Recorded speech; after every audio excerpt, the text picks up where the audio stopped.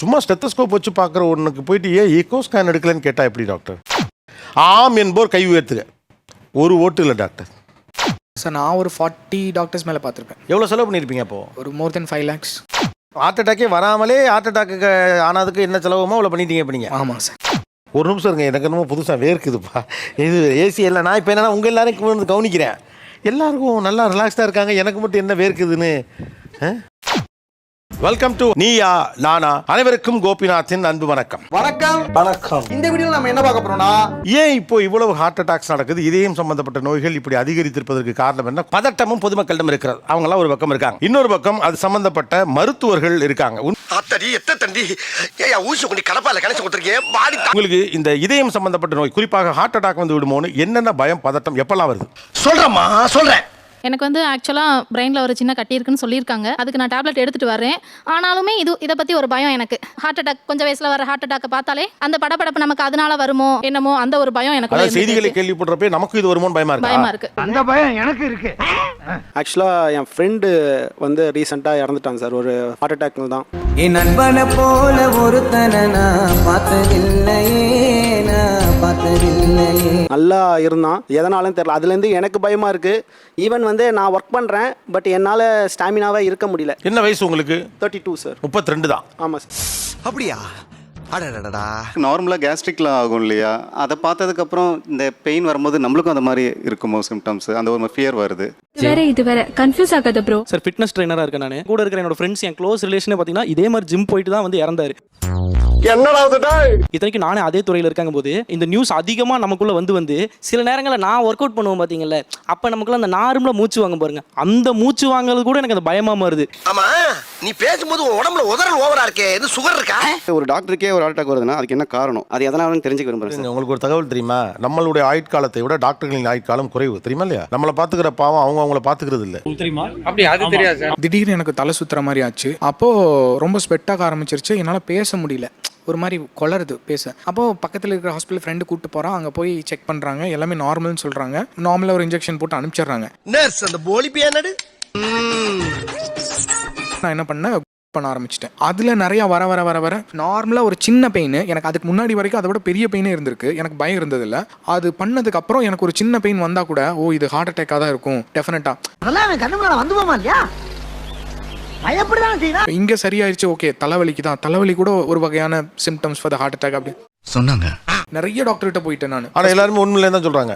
ஒன்றும் இல்லைன்னு தான் சொல்கிறாங்க. எவ்வளோ டாக்டர்ஸ் இது சம்மந்தமாக பார்த்துருக்கீங்க? சார் நான் ஒரு 40 டாக்டர்ஸ் மேலே பார்த்துருப்பேன். எவ்வளோ செலவு பண்ணியிருப்பீங்க அப்போது? ஒரு மோர் தென் 5 lakhs. ஹார்ட் அட்டாக்கே வராமலே ஹார்ட் அட்டாக்கு ஆனதுக்கு என்ன செலவுமோ அவ்வளோ பண்ணிட்டீங்க இப்போ நீங்கள்? ஆமாம் சார். இத முளையிலேயே கிள்ளி எரியணும். என்னால் தனியாகவே போக பயமாக இருக்கும் சார். ஏன்னா தனியாக போகும்போது ஏதாவது மயக்கடிச்சு விழுந்துட்டேன்னா, ஏதாவது ஹார்ட் அட்டாக்னா உடனே யாராவது நம்மளை காப்பாற்றுவாங்களா, நான் பக்கத்தில் ஏதாவது ஹாஸ்பிட்டல் இருக்கா அப்படின்ற ஒரு மைண்ட் செட்லேயே போயிட்டு இருப்பேன் நான். என்னங்க எல்லா டெஸ்ட்டும் எடுத்துட்டீங்க? அதான் வரேன். அதெல்லாம் வந்து இசிஜி, எக்ஸ்ரே அந்த மாதிரி ஐட்டமா? இது சென்னைக்கு வந்திருக்கீங்க. மெடிக்கல் டூரிசம்னு கேள்விப்பட்டிருக்கேன் தம்பி, பட் கன்சல்டேஷன் டூரிசம்னு முதல்ல இப்போ தான் பார்க்குறீங்க. கேரளா போயிருக்கீங்க, சென்னை வந்திருக்கீங்க, கோயம்புத்தூர் ஃபுல்லாக ட்ராவல் பண்ணியிருக்கீங்க. இது ரொம்ப புதுசாக இருக்கு, உட்காந்து யோசிப்பாங்களோ சார். எனக்கு வந்து இந்த க்ளோஸ்டு தேட்டர் இருக்கு பாருங்க, அது உள்ள போன உடனே பால்பேஷன் ஸ்டார்ட் ஆகிடும். படபடப்பு படபடன்னு வரும், வேர்த்து கொட்டும், மூச்சு இந்த இடம் வலிக்கும், இந்த இடம் பயங்கரமாக வலிக்கும். அப்போ என்னால் வந்து தலை சுற்ற ஆரம்பிச்சிடும், நார்மலாக ப்ரீத் பண்ண முடியாது. என்னை வெளியே விட்டால் தான் அந்த நார்மல் ப்ரீத்னஸ் தான் எனக்கு வரும், நான் நினைவுக்கே வரும். எனக்கு இப்போ எங்கேயோ இருக்கிற மாதிரி இருக்கும் அந்த க்ளோஸ்டில் இருந்தால். இது கூட அந்த தேட்டரில் சவுண்ட் எல்லாம் எஃபெக்ட் போட்டாங்கன்னா சுத்தமாக அவ்வளோதான், நான் சாக போகிறேன்ற மாதிரி அதில் எழுந்து ஓடியே வந்துட்டேன். என்ன புறப்படாது. இப்போ வீட்டில் 5 years-ஆவே நாங்கள் டோரை க்ளோஸ் பண்ணுறது கிடையாது. விண்டோஸ் இல்லை, மெயின் டோரு. வெளி டோரை மட்டும் லாக் பண்ணிடுவோம், மெயின் டோர்ல ஓப்பன்ல இருக்கும், எல்லா விண்டோஸும் ஓப்பன்ல இருக்கும், ஃபுல்லா ஃபேன், எல்லா ரூம்லயும் ஃபேன். நம்புறது மாதிரி இல்லையே. ப்ரூவ் பண்ணா நம்புவியா? நீங்க நைட் டயத்துல தூங்கும் போதெல்லாம் மெயின் டோர் க்ளோஸ் பண்ண நான் மேக்ஸிமம் தூங்குறது இல்ல சார். நான் தூங்கி ஒரு 6 to 7 years அது. ஏன்னா தூக்கத்துல அட்டாக் வந்துரும்ன்ற அந்த ஒரு கான்ஷியஸ்னால. ஓஹோ ஆமா. இப்போ நீங்க நைட் எல்லாம் முழிச்சிட்டு இருந்தீங்கன்னா தூங்கினோனே அந்த கான்ஷியஸ் வந்துரும், அட்டாக் ஆயிடு எழுந்துரு அப்படின்னு யாரோ அலர்ட் பண்ற மாதிரி இருக்கும் எனக்கு. படக்குன்னு ஐயோ தூங்குறோம், தூக்கத்துல வந்துருமே, எழுந்துருவேன். தூக்கத்துல மரணம் வந்துருமோங்கிற பயத்திலே தூங்காம இருக்கீங்க. அட்டாக் வந்துரும், அப்ப நமக்கு முழிச்சிட்டு இருந்தா தானே யாரையா கூப்பிட்டு சொல்ல முடியும். எனக்கு இப்பதான்டா புரியுது, நீ ஒரு ரூட் போட்டு அந்த ரூட்ல தான்டா போயிட்டு இருக்க. ஒரு நிமிஷம் இருங்க, எனக்கு என்னமோ புதுசாா வேர்க்குதுப்பா. இது ஏசி இல்லை. நான் இப்போ என்னன்னா உங்க எல்லாரும் வந்து கவனிக்கிறேன், எல்லாருக்கும் நல்லா ரிலாக்ஸ்டா இருக்காங்க, எனக்கு மட்டும் என்ன வேர்க்குதுன்னு. தொட நடுங்கும், உன் கால் உன் பேச்சு கேட்காம தடுமாறு. வேற என்னெல்லாம் செய்றீங்க இந்த பயத்தினால? நான்வெஜ் சுத்தமாக கிடையாது எங்கள் வீட்டில். 10 இயர்ஸாகவே உங்கள் நான்வெஜ் கட் பண்ணிட்டோம். எனக்கு தெரிஞ்சு நீங்க என்னமா நான்வெஜ்ஜும் கிடையாது.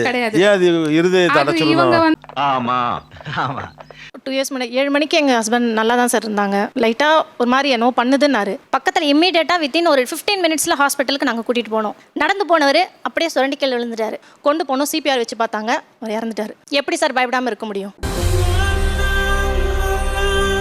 கார் வந்து கரெக்டாக ரெடி, ஏதாவது இமீடியட்டாக கூட்டு போகிற மாதிரி ரெடியாக இருக்கணும். கார் ஓட்ட ஆள் பக்கத்துலேயே இருக்கணும். எல்லாமே ரெடி, எமர்ஜென்சிக்கு ரெடியாக இருக்கணும். சரௌண்டிங்கில் ஹாஸ்பிட்டல் பக்கத்தில் இருக்கணும். நம்ம ரொம்ப தூரம் போகிற வரைக்கும் நம்ம தாங்குவோமான்னு தெரில, அதனால் டக்குன்னு போகிற மாதிரி இருக்கணும். நீ ஏதோ தப்பான ரூட்ல போறேன்னு நினைக்கிறேன். வீடெல்லாம் ஸ்கூல் பக்கத்தில் பார்க்குற மாதிரி ஆஸ்பத்திரி பக்கத்தில் பார்த்துருக்கீங்க. ஆஸ்பத்திரி பக்கத்தில் பார்த்து வச்சிடணும். அந்த மாதிரியே தான் சார் இருப்பேன். இதைதான் நான் செய்யறேன், இதுதான் செய்யறேன், இது தவறா? இது குற்றம். ஆக்சுவலாக இதெல்லாம் பயங்கள். இந்த பயம் முதல்ல அவசியம் இல்லையா? பயம் இருக்கலாம், பட் இங்கே சொல்கிறோட மெஜாரிட்டியோட சிம்டம்ஸ் பார்த்தீங்கன்னா கார்டியாக் நியூரோசிஸ் மாதிரி தான் இருக்குது. ஒரு நான் கார்டியாக் செஸ்ட் பெயினை அவங்க ஒரு செஸ்ட் பெயினாக நினச்சிக்கிறாங்க. ஏன்டா தப்பா முடிவு பண்ற? ஃபார் எக்ஸாம்பிள் அவர் வந்து ஒரு சிடி கால்சியம் ஸ்கோர் பண்ணியிருக்காரு. அந்த சிடி கால்சியம் ஸ்கோர் 0னா he can be reasonably very happy that அவருக்கு ஹார்ட் அட்டாக் வரும். ஏன்னா கால்சியம் ஸ்கோர் 0னா 10 இயர்ஸ்ல அவருக்கு ஹார்ட் அட்டாக் வரதுக்கான வாய்ப்பு ரொம்ப கம்மி. சிடி கால்சியம் ஸ்கோர் அது பண்ணிருக்கீங்க? பண்ணிருக்கேன் சார். 0வா? 0 சார். அப்படின்னா அவருக்கு வாய்ப்பு கம்மி தான். அப்போ அவர் ஆனால் நம்பணும்ல, அதை நம்ப மாட்டேங்கிறாரு. அவநம்பிக்கை வேண்டாம், நம்புங்க. இப்போ நம்மளுக்கு எல்லா ரிஸ்க் ஃபேக்டர்ஸும் இருக்குன்னா ரிஸ்க் அதிகம். இப்போ டயபெட்டிஸ் இருக்கு, ஸ்மோக்கிங் இருக்கு.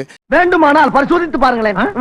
ஃபேமிலி ஹிஸ்ட்ரினா ப்ரீமெச்சூர் ஃபேமிலி ஹிஸ்ட்ரி இருக்கணும். தட் இஸ் என்னோட ஒரு ஃபேமிலி ரிலேட்டிவ், மேல் ஃபேமிலி ரிலேட்டிவ்க்கு 40 வயசுக்கு முன்னாடி ஹார்ட் டிசீஸும் ஃபீமேல் ரிலேட்டிவ்க்கு 60 வயசுக்கு முன்னாடி ஹார்ட் டிசீஸ் இருக்கிறது தான் ஃபேமிலி ஹிஸ்ட்ரி. கரெக்டா சொன்னீங்க. என்னோட கிராண்ட் ஃபாதருக்கு 75ல ஹார்ட் ப்ராப்ளம் வந்தது, என்னோட கிராண்ட் மதருக்கு 60ல heart problem. Is not family history. இனிமேல ஒன்றும் ஆகாது, அப்படியே சாஞ்சிக்குங்க. என்ன சொல்ல வரேன்னா, நீங்கள் வந்து பொதுவாக நீங்கள் இவ்வளோ பயப்படக்கூடாது. நான் நிஜமாக சொல்கிறேன், இவ்வளோ பயம் தேவை இல்லை ஆக்சுவலாக. அப்படிங்களா? ரொம்ப சந்தோஷம். புறப்படலாங்களா? எல்லாருக்குமே வயசாகுது. இப்போ நமக்கு முட்டி தேய்மானம் வருது இல்லையா, வயசாயிருச்சுன்னா. அடுத்தது நமக்கு வயசாயிருச்சுன்னா முடி நரைக்குது, வயசாயிருச்சுன்னா நமக்கு தோல் சுருங்குது. அதே மாதிரி ஹார்ட்டுக்கும் வயசாகும். அதான் பிரச்சனையே. ஸோ ஹார்ட்டுக்கு வயசாகுதுன்னா அதுக்கும் வந்து அதுக்குண்டான சேஞ்சஸ் நடக்கும். அது இயற்கையாக நடக்கிறது. அந்த மாதிரி இயற்கையாக நடந்து ஒருத்தருக்கு ஹார்ட் அட்டாக் வருதுன்னா அது வந்து நார்மலாக யூஸ்வலாக நடக்க போகிறது யூஸ்வலாக ஒரு 60-70 வயசுக்கு மேலே தான் அது நடக்கும். ஆகுறதுன்னு முடிவு பண்ணதுக்கப்புறம் தூக்கில் மாட்டிக்கிட்டானே, லாரியில் மாட்டிக்கிட்டானே, எல்லாம் ஒன்று தானப்பா. உதாரணத்துக்கு இப்போ நெஞ்சு வலி இருக்குது அப்படின்னா ஒரு சுருக்குன்னு குத்துற மாதிரியான வலியோ 2 செகண்டுக்கு இருக்குது, இல்லை ஒரு 2 நிமிஷத்துக்கு இருக்குது, சரியாயிடுது அப்படின்னு இருக்கிற வலியெல்லாம் இருக்கும்போது அதை பார்த்து நம்ம பயப்பட வேண்டாம். இதெல்லாம் நீ சொல்லவே இல்லை. சித்தப்பு சென்ட்ரல் பெயின் இருக்கணும், அது வந்து அழுத்துற மாதிரி இருக்கணும், ஒரு 20 மினிட்ஸ் வரைக்கும் இருக்கணும், குறையணும், ஏறணும், இந்த மாதிரியான வேக்சிங் அண்ட் வெயினிங் விட்டு வரணும் அப்படின்ற மாதிரியான சிம்டம்ஸ் இருக்கிறது வந்து நம்ம கார்டியாக்னு எடுத்துக்கலாம். என்னங்க, என்ன சாதாரண விஷயமா? இப்போ இது தேவையில்லாத பயம். நீங்க செக் பண்ணியாச்சுன்னா அதை நம்பணும் அப்படிங்கிறாங்க. ஏன் உங்களால அப்படி நம்ப முடியல? தெரியல. இருக்கிறவங்களுக்கு எல்லாம் ஒரு பெரிய பிரச்சனை வருது, ஹார்ட் அட்டாக்ல இறக்குறாங்க. எனக்கு இருக்குமா, எனக்கும் அந்த பிரச்சனை இருக்குமா அப்படின்னு ஒரு டவுட் வருது. விஷயத்தை சொல்லுவேன். அப்போ வந்து அவங்களுக்கு வந்து டயக்னைஸ் பண்ணக்கூடிய மெத்தட்ஸ்ல கொஞ்சம் காம்ப்ளெக்சிட்டிஸ் இருக்குதோன்னு நான் நினைக்கிறேன். யாப்பா அப்படியெல்லாம் ஒன்றும் இல்லையே. கார்டியாக்க விட்டுருங்க. இப்போ ஜென்ரலாக ஒரு ஃபிசிஷியன்ட்ட நம்ம போகிறோம் அப்படின்னு வச்சுக்கோங்களேன், முன்னாலெல்லாம் ஸ்டெத்தஸ்கோப் வச்சு பார்ப்பாங்க. பாத்தி இந்தியா ஹார்ட்ல குதிரை வர சத்தம் கேக்குது. டாக்டர்னாவே அதான் ஸ்டெத்தஸ்கோப் வச்சு பார்ப்பாரு அப்படின்னு சொல்லி. இப்போ பெரும்பாலும் ஸ்டெத்தஸ்கோப் அவ்வளோ வைக்கிறது இல்லை. அந்த மாதிரிலாம் இருக்கிறதுக்கு சான்ஸ் இல்லையே. ஸ்டெத்தஸ்கோப் யூஸ் பண்ணி கிடைக்கிற இன்ஃபர்மேஷனோட எக்கோ ஸ்கேன் பண்ணும்போது அதோட நிறைய இன்ஃபர்மேஷனே கிடைக்கும். எக்கோ ஸ்கேனு இதெல்லாம் அப்புறம் வருவோம். இப்போ நான் வந்து ஜென்ரலாக வரேன். ஸோ வந்து ஹார்ட்டில் வச்சு பார்த்து ஹார்ட் எப்படி இருக்குன்னு டாக்டர்ஸ் தெரிஞ்சுப்பாங்கல்ல. ரைட்டா? ஃபீவருக்கு வந்தால் கூட ஸ்டெத்தஸ்கோப் வச்சு பார்ப்பாங்க. இப்போ நீங்கள் சும்மா ஸ்டெத்தஸ்கோப் வச்சு பார்க்குற ஒன்றுக்கு போயிட்டு ஏன் எக்கோ ஸ்கேன் எடுக்கலன்னு கேட்டால் எப்படி டாக்டர்? இப்போ டாக்டர்ஸ் ஸ்டெத் அதிகம் யூஸ் பண்றாங்களா ஸ்டெத்தஸ்கோப்? இல்லை சார். பண்ணலைங்கிறவங்க கை தூக்குங்க. எவ்ரிபாடி. இதுதான் கொஸ்டினா கேட்கணும், வேற ஒன்றும் இல்லை. இப்போ மூட்டு வலிக்காக போகிறப்போ ஒரு ஸ்டெத் யூஸ் பண்ணலைன்னா தப்பு கிடையாதுல்ல? எப்படி எனக்கு தெரியல டாக்டர். ஜென்ரலாக ஒரு ப்ராக்டிஸ் அது வந்து ட்ரெடிஷனலாக அப்படி பண்ணிட்டு இருந்தாங்க ஃபேமிலி ஃபிசிஷியன்ஸ். இப்போ ஸ்பெஷலிஸ்ட் வந்ததுனால அந்தந்த ஸ்பெஷலிஸ்ட் போகிறப்போ அவங்களுக்குன்னு ஒரு செட் ஆஃப் அப்ரோச் இருக்கு. லடுக்கு தாங்க, லட்டு சாப்பிட்டே இருந்தேன்னா தப்புன்னு காது குத்திட்டான். ஏற்கனவே குத்தியாச்சு, திருப்பி குத்த ட்ரை பண்ணாது. ஃபீவரா இருக்குன்னு ஒருத்தர் போறாரு, எந்த டயக்னைஸும் அவர் பண்ணிக்கல. அல்லது ஒரு வயிற்று வலிக்கிற மாதிரி இருக்கு அப்படின்னா ஸ்டெத்தை வச்சு பார்ப்பாங்க. தொண்டை கரகரன்னு இருக்கு ஸ்டெத்து வச்சு பார்ப்பாங்கல்ல. அதை வச்சு பார்க்கறதுடைய இதுல மெயின் இது என்னன்னா ஹார்ட்டுக்கு ப்ரையாரிட்டைஸ் பண்றது தான். இது ஏன் குறைஞ்சு போச்சுங்கிறது தான் கேள்வி. அப்படி கேளுங்க.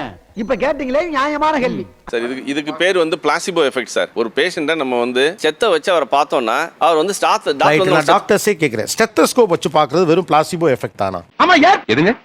வளைய விரிக்கிறான், வம்பளுக்கிறானே, வாயை கொடுத்து வாயில முன்னோட ஊர் வச்சிடக்கூடாதா சாமி? நீங்க ஸ்டெத்து வச்சு பார்த்தாதான் டாக்டர் என்ன நல்லா பார்க்கறாரு நான் நினைச்சுப்பேன். இல்லாட்டி இதை வச்சு பார்த்தோன்னே சரியாயிடுச்சு எனக்கு ஒரு ஃபீலிங் வரும், அதனாலதான் வச்சு பார்க்கறோம்னு அவர் சொல்றாரு. அப்படித்தானான்னு கேட்கிறேன். இல்லைங்க, இல்ல. ஆம் என்போர் கை உயர்த்துக. ஒரு ஓட்டு இல்லை டாக்டர். இன்னைக்கு யார் முகத்துல முடிச்சுனா தெரியல, இப்படி வந்து மாட்டிட்டேன். இல்ல ஸ்டெத்து வச்சு பாக்குறது முக்கியம் தான் எல்லா காலத்துலயும் நினைக்கிறவங்க யார்? என்ன டாக்டர் நீங்க எல்லாத்துக்கும் சொல்றீங்க, எனக்கு புரியல. என்ன புரியல யூ ஸோ அது வந்து அந்த காலத்தில் ட்ரெடிஷ்னலாக ஸ்டெத்து இருந்தது, ஸ்டெத்து எல்லாருக்கும் யூஸ் பண்ணோம். பட் அந்த ஸ்டெத்துனால அந்த வியாதி எப்படி சார் டயக்னோஸ் பண்ண முடியும்? ஒரு காய்ச்சலுக்காக வந்தவரை ஸ்டெத்துனால எப்படி டயக்னோஸ் பண்ண முடியும்? அண்ணே இதெல்லாம் எதுவும் சொல்லாதீங்கண்ணே. இப்போ நான் ஃபீவருக்கு வர்றேன், எனக்கு ஒரு 50 வயசு. நீங்கள் ஸ்டெத்து வச்சு பார்க்கல, என்னுடைய ஹார்ட்டில் ஏதோ சின்ன சிக்கல் இருக்குன்னு உங்கள் அனுபவத்தில் ஓரளவு கண்டுபிடிக்க முடியுமா முடியாதா? இதுல எதுல உண்மை? ரெண்டும் உண்மைதானே. என்னடா சொல்ற? அப்புறம் என்ன டாக்டர், அது ஒரு ப்ராக்டிஸ் இருந்துச்சே சிம்பிளா, அது ஏன் இல்லைன்னா கேட்டோம், வேற ஒன்றும் இல்லை. ஆஹா பயங்கரமான ஆளா இருக்காங்க. நிகழ்ச்சியில் கலந்து கொண்ட அனைவருக்கும் கோபிநாத் நெஞ்சார்ந்த நன்றிகள். நன்றி, வணக்கம். எல்லாரும் சரிங்க. எதுக்கே சரி சொன்ன? சுபம் சீரியல் முடிஞ்சு போச்சு. சுபம் அப்பனே சூரிய பகவானே, கவர்மெண்ட் வேலை கிடைக்கிற வரைக்கும் இந்த செல்போன் வியாபாரத்தை பண்ணி பகுத்த கழுவலாம் இருக்கான். இந்த நடமாடும் வியாபாரத்தை கூடயே நடந்து வந்து நீயும் உதவணும் பா கடவுளே.